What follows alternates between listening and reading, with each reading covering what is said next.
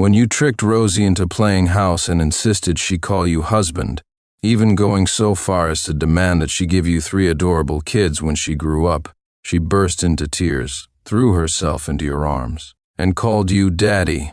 With innocent conviction, she declared that daughters could also have 3 chubby babies. Watching the teary-eyed Rosie wiping her nose on her sleeve, you had no choice but to agree to be her daddy. From that day on, you gained a little shadow who followed you around, calling you daddy every single day.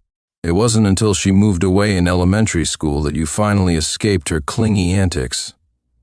But who would have thought that in your senior year of high school, you'd see her again in the classroom?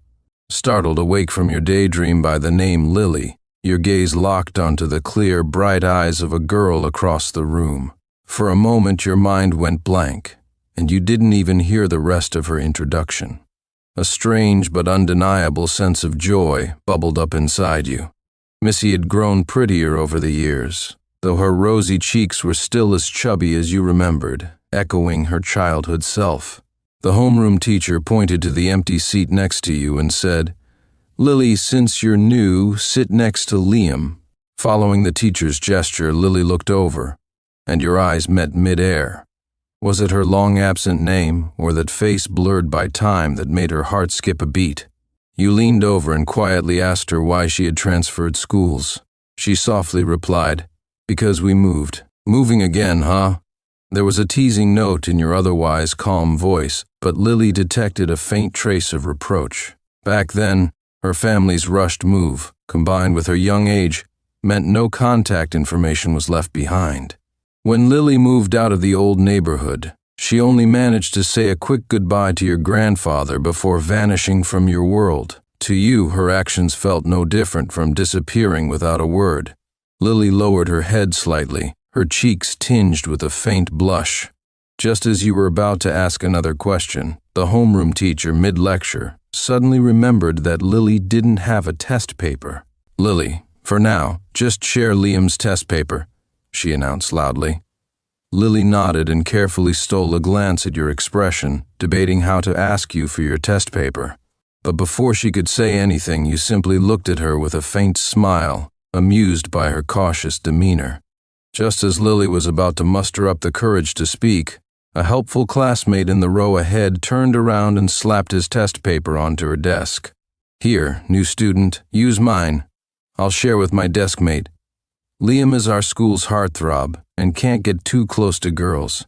Otherwise, it might ruin his aloof image, and honestly, it might even put you in danger." Hearing this, Lily, who had already leaned halfway toward you, stiffened before quickly straightening up and pretending nothing had happened. She was relieved that she hadn't offended this so-called untouchable flower.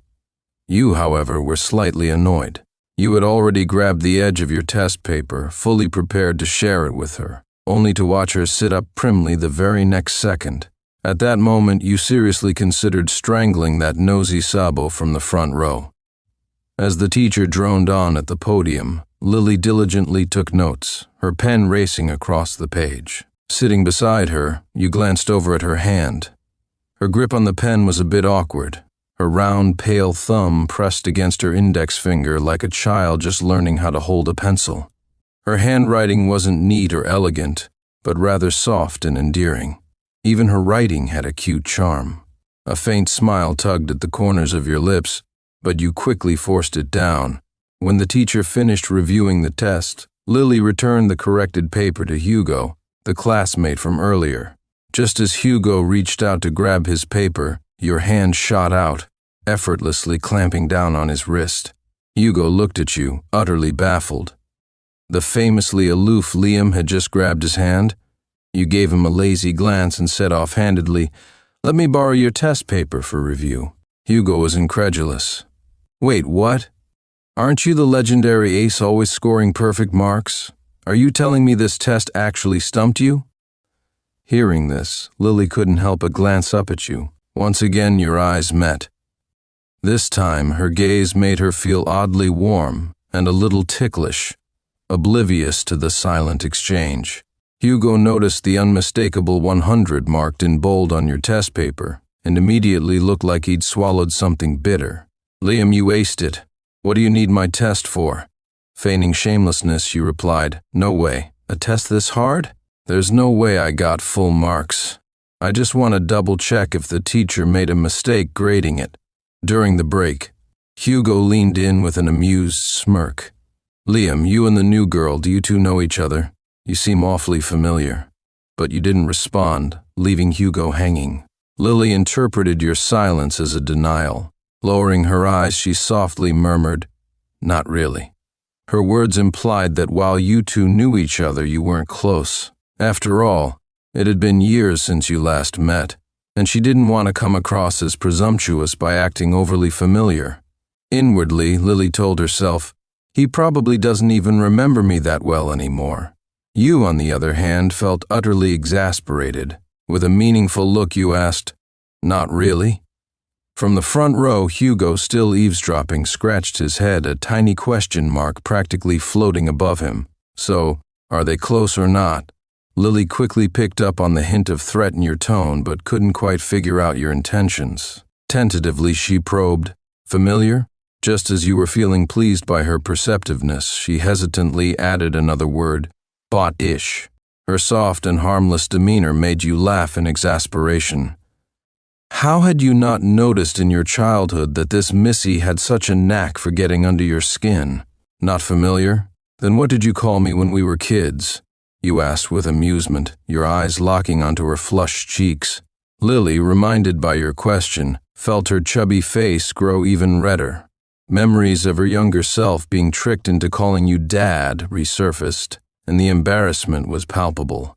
That was because I didn't know better back then, she stammered, her face burning as she tried to brush the memory aside. Before you could say another word, Hugo, sitting in the front row, turned around with a look of astonishment. Wait, you two were childhood sweethearts? The words childhood sweetheart struck a chord in Lily's heart, making it pound loudly. Despite the noisy classroom, her racing heartbeat seemed to echo in her ears. You replied nonchalantly, Something like that. What nonsense. Lily thought to herself, 3 years of interactions hardly qualifies as childhood sweethearts. She shot you a glance, unsure of what was going through your mind, and decided it was better to stay silent. Before long, it was time for the lunch break. Casually, you asked her, What are you having for lunch? Lily instinctively shrank back and replied, I can skip it. She had never developed the habit of eating on time. Growing up, her father was always busy with work. Although he provided her with plenty of pocket money, she often skipped meals or ate irregularly since she was too young to manage herself. It wasn't until your grandfather noticed that this Rosie was neglected that he brought her into your home to take care of her. You frowned slightly, discreetly scrutinizing her petite frame. No wonder she was so thin. When she was a child, she had been soft and plump like a rice dumpling, but now she seemed so frail. Want to eat together? You offered. Lily froze for a moment before quickly shaking her head. She wasn't used to getting too close to others all at once, not even with a childhood friend. Clearly not someone accustomed to rejection, you fell silent, caught off guard by her distant demeanor. For a moment you didn't know what to say. When you weren't speaking, your cold aura made you seem like an unapproachable ice sculpture, and the atmosphere around you dropped several degrees. Lily shivered slightly and almost agreed just to avoid the tension. But before she could say anything, you had already left the classroom. Lily, having skipped lunch, ended up napping on her desk. Suddenly, the classroom grew unusually quiet. Even though she was too sleepy to open her eyes, she didn't bother to figure out what was happening around her. Instead, she simply shifted her face toward the other direction and continued to sleep. Soon after, she felt someone close the window beside her. Knowing Lily hadn't eaten, you had gone and bought her a cup of milk tea and some rice cakes. Hugo, assuming they were from one of the girls who often pursued you, reached out to grab the milk tea. The moment his finger touched the cup, your cold voice stopped him in his tracks. Startled, he immediately retracted his hand. What's wrong? I usually help you with these small things, he muttered in confusion. Ignoring him, you pushed the milk tea and rice cakes toward Lily. She blinked for a long moment, finally realizing what was happening. Is this for me?" she stammered hesitantly. You answered casually, "Consider it a gift." Hugo, sitting in the front row, watched the scene unfold with wide eyes, clearly witnessing a rare moment of kindness from you. He teased, "Quiet down, everyone. The Ice King is blooming at last." Embarrassed by his comment, Lily found the milk tea and rice cakes burning in her hands. She didn't know whether to accept them or not. Ultimately, under your watchful gaze, she nervously took the cup and rice cakes. Holding the milk tea awkwardly, she whispered, "How much was it? I'll transfer the money to you." You were speechless. For a moment, you wanted to crack her head open and see what kind of nonsense was in there. Just then the bell rang to signal the start of the next class. Hands in your pockets, you returned to your seat with a cold expression, exuding an air of indifference as if the whole world owed you something. Lily immediately regretted mentioning the money. Why did I say that, she thought. I should just treat him next time to make up for it.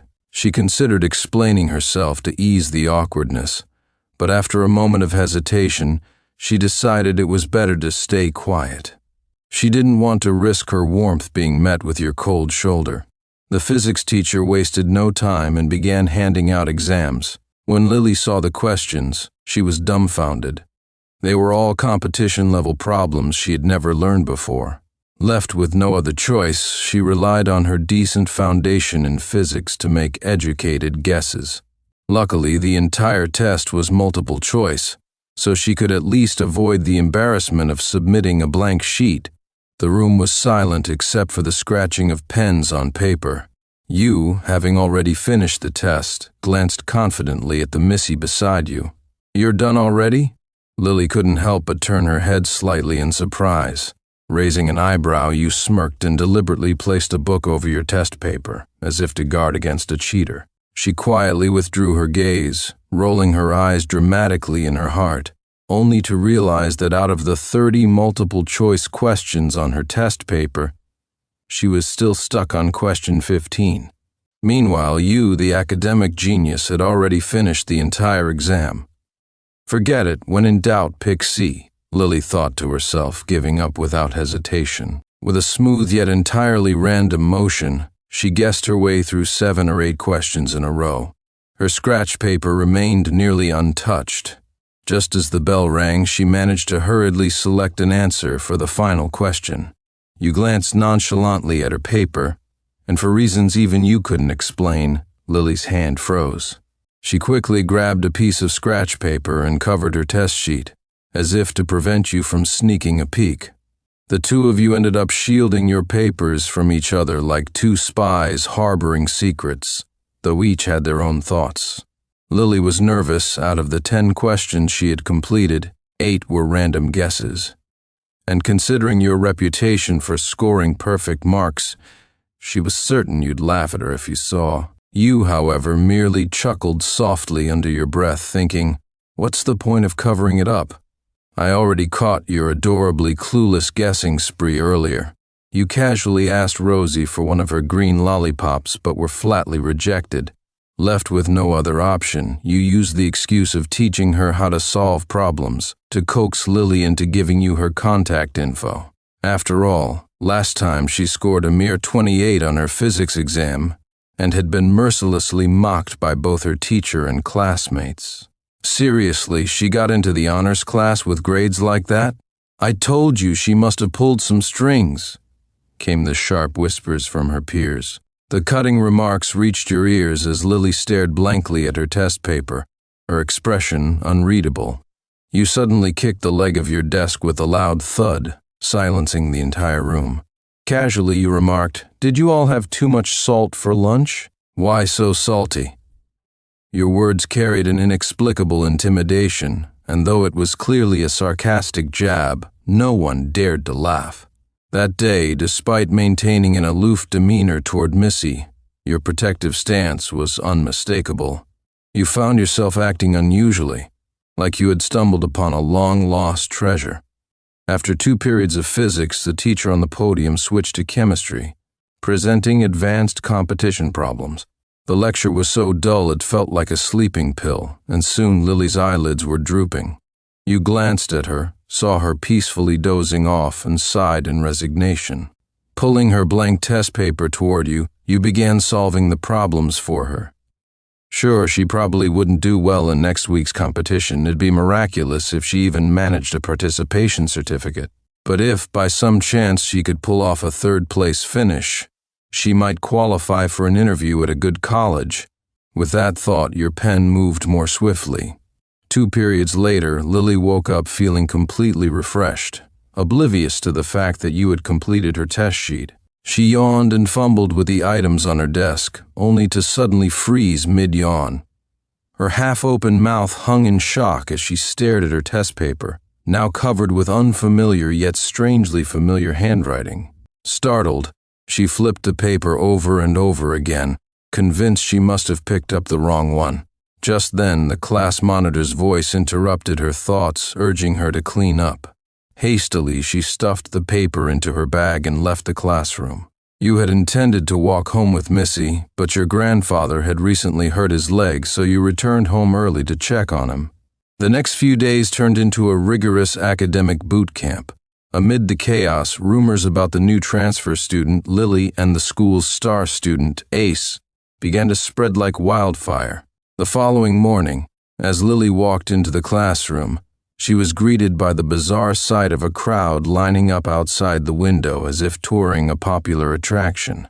Confused, she asked the classmate in front of her, "What's going on out there?" Without even looking up, the classmate replied, "Oh, they're here to check out Lee's childhood friend." Lily's face turned dark. What in the world? Wasn't that referring to her? What were they doing, watching her like a zoo animal? As one of the school's top students, Lee naturally attracted attention, and since she shared a desk with him, it wasn't surprising that she got caught in the spotlight. The gawking lasted until you finally arrived at school. Your mere presence alone seemed to scatter the crowd, much to Lily's relief. She realized that while you were cold and distant, you weren't entirely useless, like now, for instance, your arrival had an instant clearing effect. But just when Lily thought the morning spectacle was over, whispers about a new forum post began circulating during class. Unable to resist, she searched for it on her phone, accidentally clicking on the first thread she saw. The large close-up photo of her face almost made her drop her phone.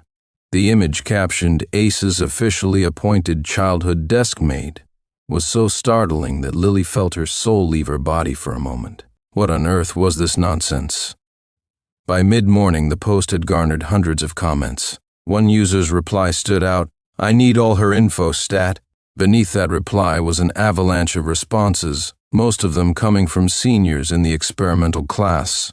To enlighten the clueless gossipers, the girl who transferred to our high school isn't particularly stellar academically, but she's known Liam since they were kids. Liam even looks out for her in a special way. Just yesterday during lunch break, he closed the window for her. Honestly, just for that, I'm done for.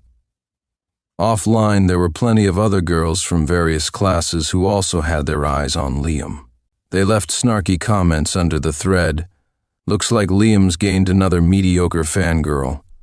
Her grades are so bad she probably got into the advanced class through connections." Lily was speechless for a few seconds. She had no intention of stirring up trouble at her new school, but some people just couldn't resist spewing nonsense.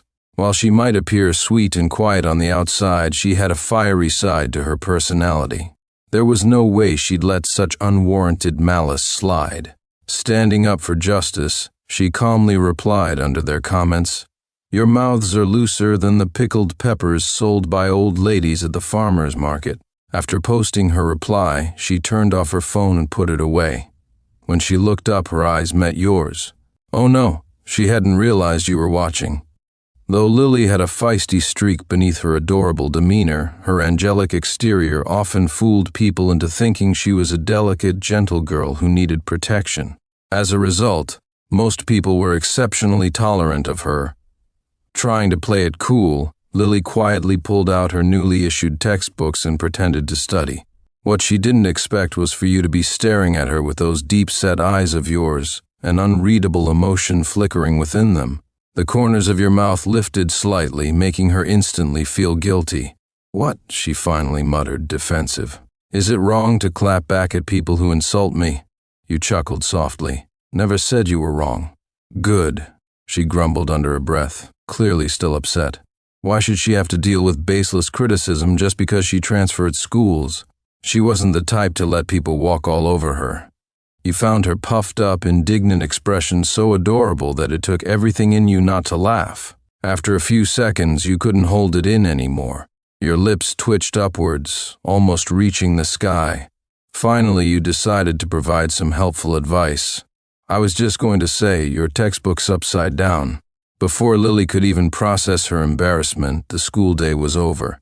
Without waiting for her to protest, you grabbed her backpack and announced, I'll walk you home. After all, back when you used to call me Dad, I always made sure to walk you home. Completely caught off guard by your mention of her childhood antics, Lily's face turned beet red. She froze for a good 3 seconds before mumbling in mortification, That was ages ago. Unfazed, you walked ahead of her casually. I thought you didn't want to admit it. Lily silently fumed. Of course she didn't want to admit it. What kid didn't do silly things when they were young? Did you have to keep bringing it up? A few minutes later, the bus finally arrived. Lily turned to take her backpack from you. Thanks for carrying it for me. My bus is here. But before she could even finish her sentence, you had already stepped onto the bus, her backpack still slung over your shoulder. Staring after you in disbelief, Lily thought to herself, Is he planning to run off with my backpack and homework? Once on the bus, she asked suspiciously, Your house is in this direction too? You raised an eyebrow. Clearly unimpressed. Didn't I just say I'd walk you home? Just then, the bus jolted as it started moving, causing your legs to bump against each other. Lily immediately recoiled like she'd been burned, scooting her legs away from yours. You raised an eyebrow slightly amused. Am I that scary to you?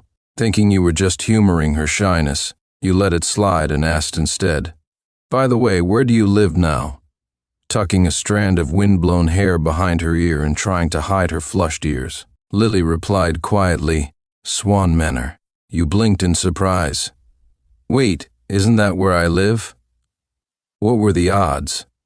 After 6 years, you were neighbors again. This was something straight out of a TV drama.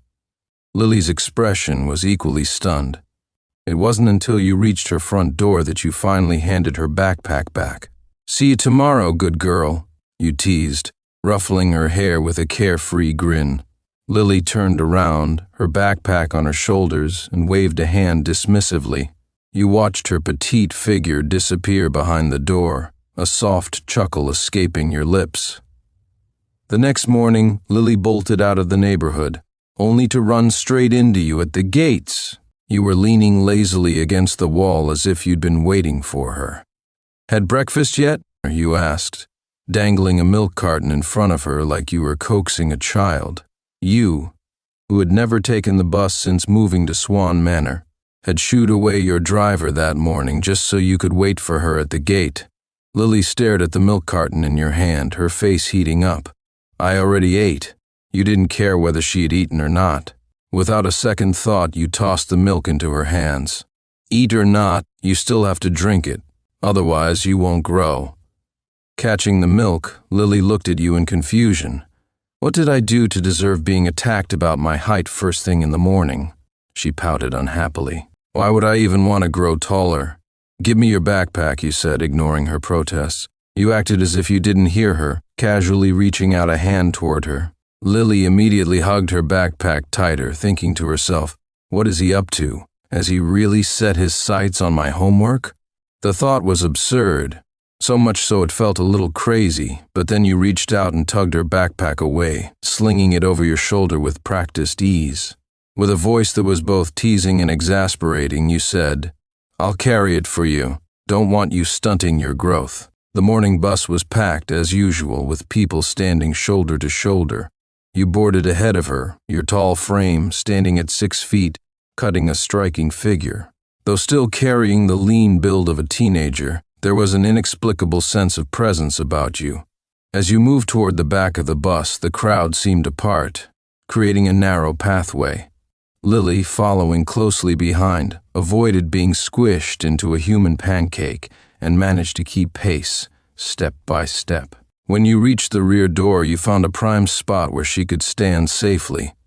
Once Lily had secured her grip on the rail by the door, you lazily grabbed the overhead handle, positioning yourself behind her so she was shielded from the jostling crowd.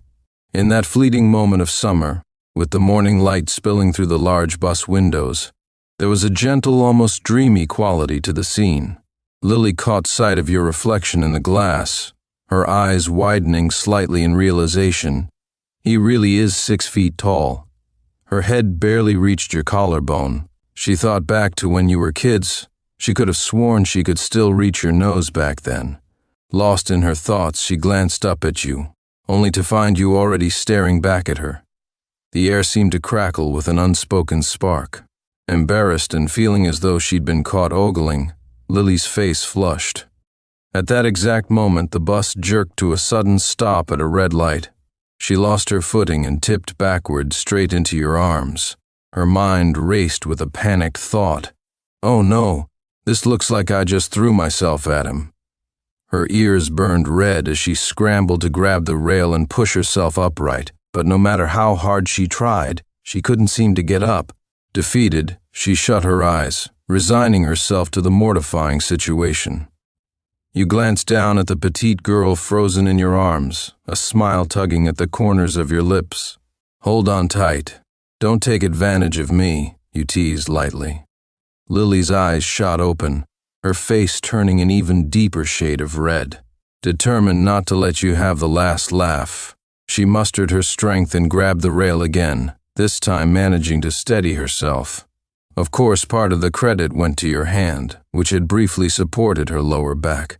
The warmth of your palm seeped through the thin fabric of her shirt, leaving her momentarily breathless.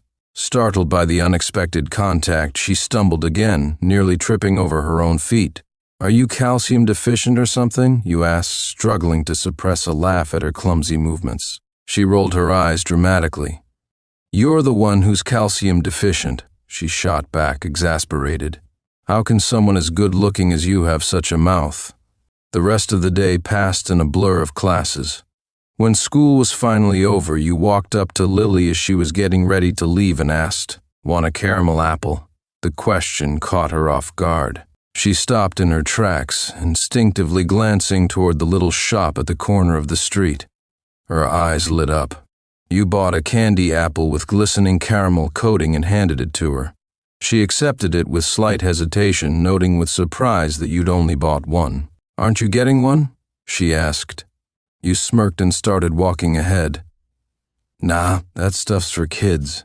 The late summer sun cast its golden glow over the streets. The caramel melted quickly in the heat, leaving Lily's hands sticky by the time she finished. She tossed the skewer into a trash can and glanced around for something to clean her hands with. Before she could say anything, you pulled out a wet wipe from seemingly nowhere and held it out, waiting for her. Lily's heart warmed at the gesture, but the moment was short-lived. "Call me Dad, and I'll give it to you," you said with a mischievous grin. Her fleeting gratitude evaporated, replaced by a mix of outrage and disbelief. Is this guy serious? She thought, glaring at you. Her backpack was still slung over your shoulder, and with no sink in sight, her sticky hands were driving her nuts. You had her cornered, and you knew it. Holding the wet wipe just out of her reach, you waited patiently, clearly enjoying the power play. Fine. Play the game, she told herself, taking a deep breath.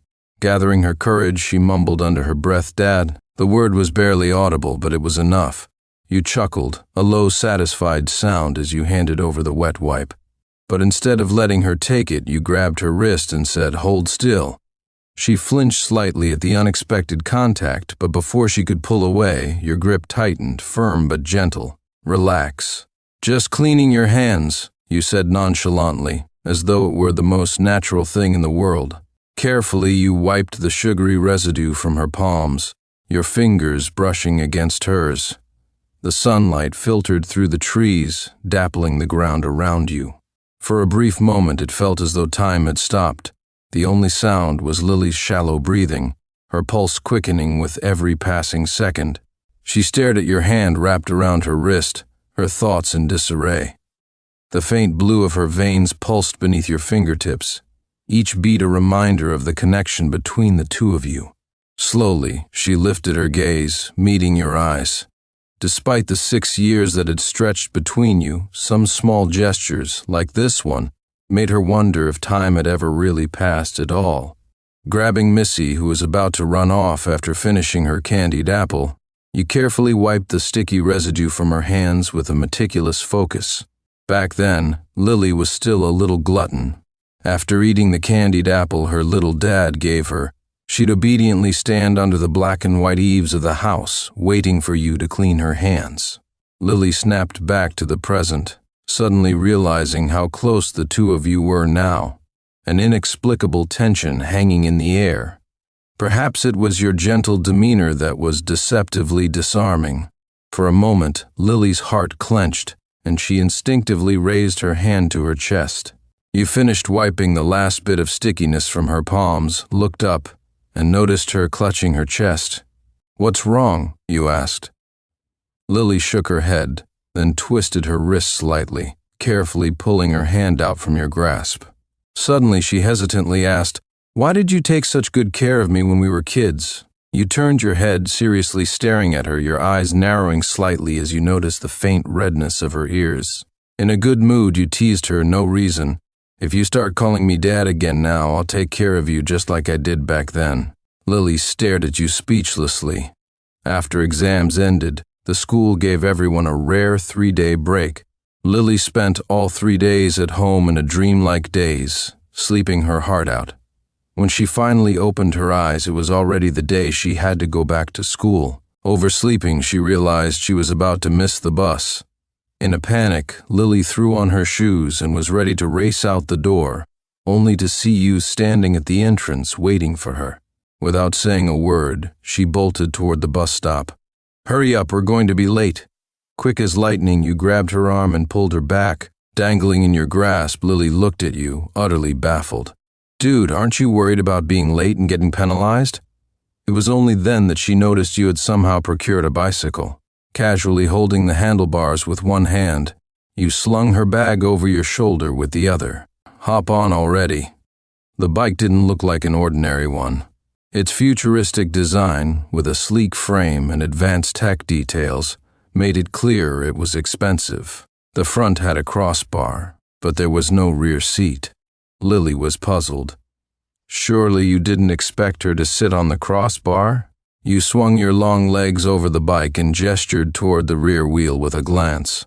Only then did Lily notice the 2 foot pegs on either side of the back wheel. Realizing you meant for her to stand on them, and with time running out, she didn't hesitate.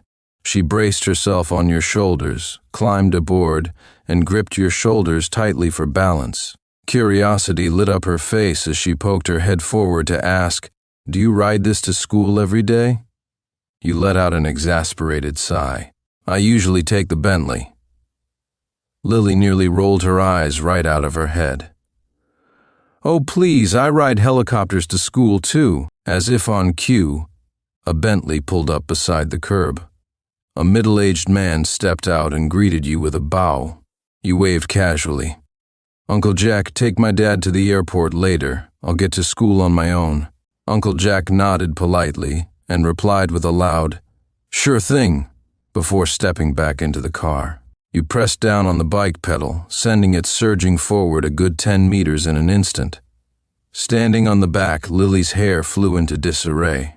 Her cheeks flushed as she secretly wished she could jump off the bike right then and there.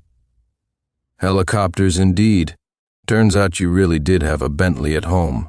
Later on the bus, Lily felt increasingly cramped in her spot. It seemed someone was inching closer and closer to her. At first, she didn't think much of it. After all, the bus was crowded, and a little jostling was normal. But after a while, the persistent movement started to feel off. Whoever it was kept pressing into her space.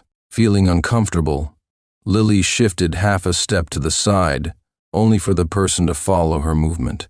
Could it be some creep? Alarmed, Lily's heart skipped a beat. She instinctively turned her head to look, only for you to step in front of her at that exact moment, blocking her from whoever was behind her. Without saying a word, your large hand protectively wrapped around her shoulder, clearly shielding her. Your face, normally so neutral, was now taut with tension. Your jawline looked sharp enough to cut glass, and your piercing gaze felt like it could kill. You stared down the middle-aged man standing behind Lily with such obvious hostility that the man froze for a moment, then let out a dismissive chuckle. "Young love, huh?" the man sneered. You tightened your hold on Lily, shielding her even more. "Old man groping people in public, huh?" Before the man could respond, your fist shot out, landing squarely on his face. The punch was unrestrained, sending the man staggering backward and falling clumsily to the floor. Your words had already alerted the other passengers, who quickly pieced together what was happening. Realizing the man was the culprit, the crowded bus suddenly made room, parting like the Red Sea. The driver slammed on the brakes, forcing the bus to stop abruptly. Pushing through the crowd, he hurried over to see what was going on. The man, now sitting on the floor nursing his face, tried to defend himself in a pitiful voice. "It was just an accident. Why'd you hit me?" Lily, who had been standing behind you, was fuming. Her face was red with anger, and she was about to step forward when you firmly pushed her back. "Stay back," you ordered without room for argument. Lily wanted to argue. What was with the head pushing? Did she not have any dignity? She felt like a puffed-up cat ready to claw at someone. The cat bared its teeth, ready to pounce, but you casually shielded her from view. You didn't even flinch when the man twisted the situation to blame you. With one hand, you grabbed him forcefully, lifting him off the ground. "What do you think you're doing?" the man shouted, his voice betraying his nervousness as he clutched your wrist tightly, terrified you might strike again. Teenage boys have boundless energy and a reckless streak. The driver, worried things might escalate, quickly intervened. "Hey kid, let's talk this out," he said, trying to calm the situation. You stared at the man for a few seconds before letting go of the balding figure with a dismissive flick, brushing your hands as though you'd touched something filthy. Your voice was as icy as a blade as you warned, "If I see you again, you'll regret it." Thanks to this little commotion, you yanked Lily off the bus a stop earlier than usual. She was still jittery when her feet hit the pavement, her heart pounding in her chest. Walking behind you, she mumbled a soft, "Thank you." You turned your head slightly to glance at her, your tone nonchalant. "Saying thanks is too formal. Why not just call me Dad instead? Honestly, given how you stood up for her earlier, calling you that wouldn't be entirely unreasonable. But what was up with this strange obsession of yours?" After pondering for a moment, Lily couldn't help but ask, "Why do you like me calling you Dad so much?" You chuckled lightly. "Because it's a matter of respecting your elders." Lily was momentarily speechless.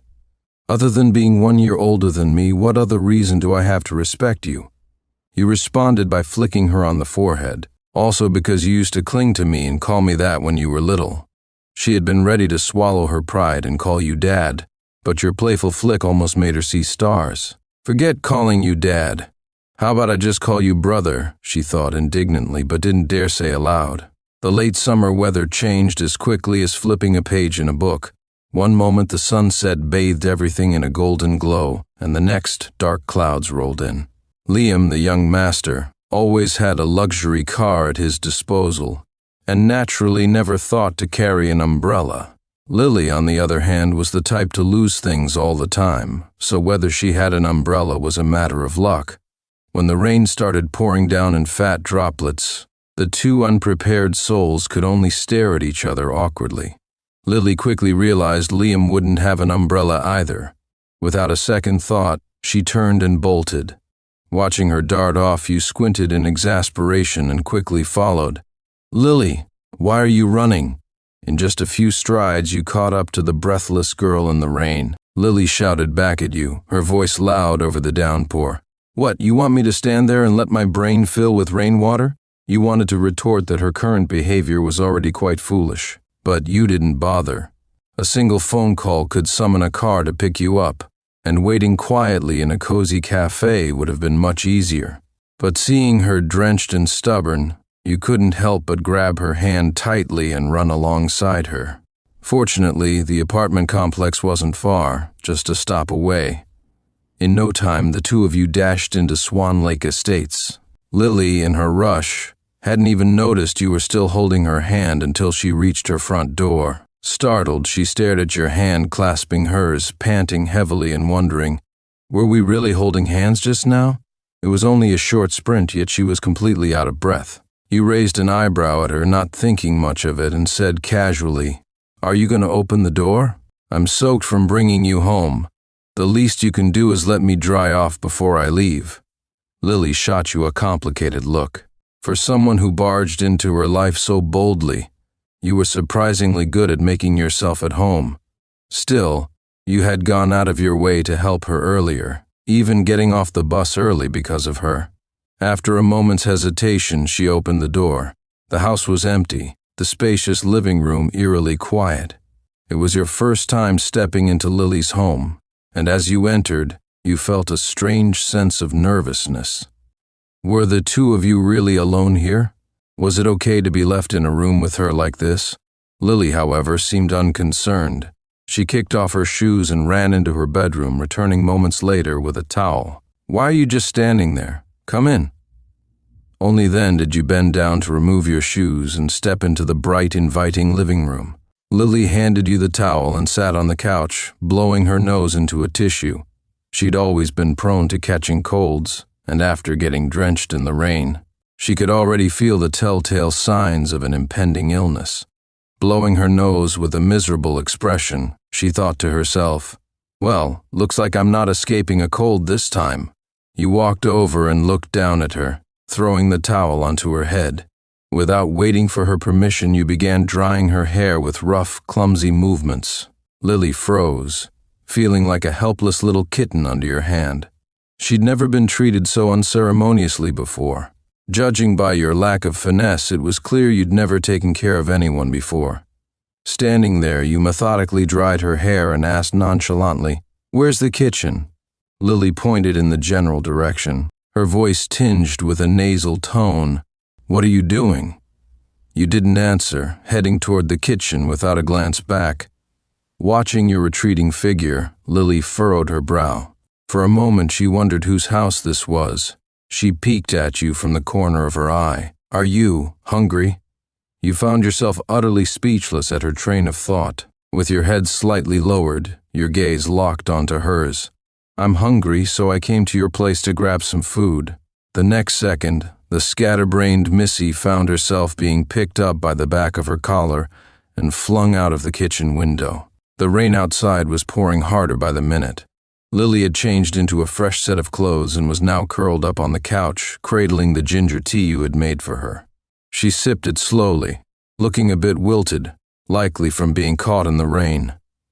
Her big round eyes drooped slightly, and the forlorn look on her face unexpectedly resembled a kitten that had been scolded. When Missy wasn't talking, she was actually quite adorable. You stared at her flushed cheeks, tinged red from the steam of the tea, your mind wandering absent-mindedly. The next moment, Lily looked up at you with a dazed expression and asked, "Are you leaving?" You grabbed a paper towel and wiped the water off your hands, responding with a simple, "Yeah." You didn't really have a reason to stay any longer. Lily glanced out at the torrential rain outside, her voice tinged with confusion. "But it's raining so hard right now." Your brows furrowed slightly, your tone carrying a hint of irritation as you asked, "Lily, do you usually let guys into your house this casually?" "Ah?" She blinked up at you, her face puzzled as she tried to understand why your mood had suddenly shifted. "Ah, what?" you snapped, your expression darkening. "Do you think it's okay to just let any guy walk into your home?" Your voice grew sharper without you realizing it, and for a moment you almost wanted to knock some sense into her. Lily, clearly baffled by your scolding, muttered, "But didn't you come in too?" Your lips twitched in frustration and you turned on your heel, ready to leave.